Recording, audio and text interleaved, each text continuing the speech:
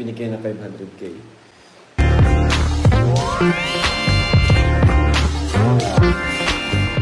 Shout out! Ito po mga kalingap, gusto ko lang po magkita yung sponsor natin. Kalingap Dumaguete. Salamat po, ha? Kalingap Dumaguete.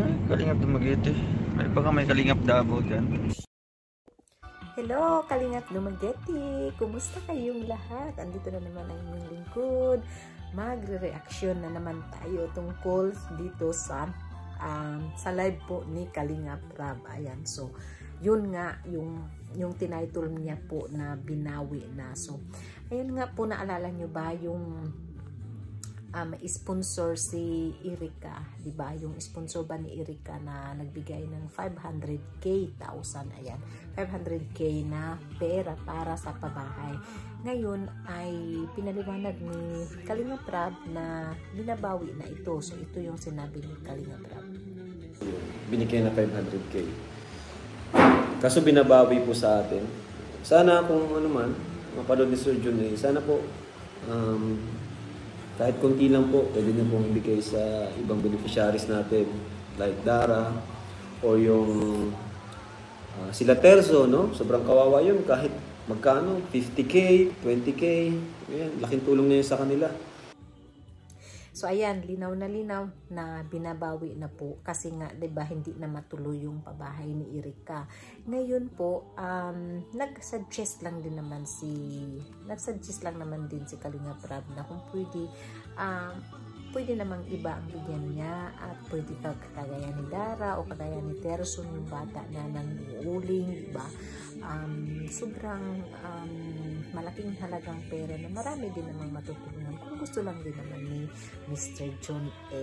Ayan, so Mr. John A, kung napanood mo ito, bigay mo na lang dahil naibigay mo na din lang naman, bigay mo na lang sa ibang nangangailangan, o diba? Para namang marami din makinabang sa bigay mo, at alam ko namang galing sa puso mo yung bigay mo, kaya ibigay mo na lang, o diba? So sana lang din, at marami din doon sa live ni Kalingap Rab na nag-comment na sana ay ibigay na lang sa iba nangangailangan, at hindi, mayroon din naman sigurong reason si Mr. Jun A kung bakit niya binawi yung bigay niya para kay Erika. Baka din hindi din natin alam, kasi hindi naman talaga natin alam kung bakit talaga huminto si Erika sa pagpa-vlog.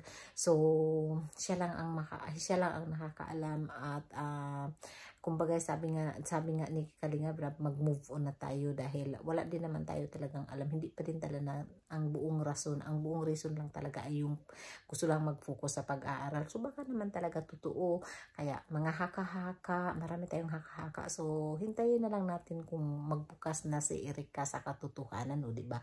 So ayan nga, sana naman madinig ni Mr. Jun A yung mensahe ni Kalingap Rab, o diba? Parang marami siyang matutulungan. So yun lang po ang ating munting reaction, at maraming salamat po sa inyong lahat. God bless and I love you all. Bye!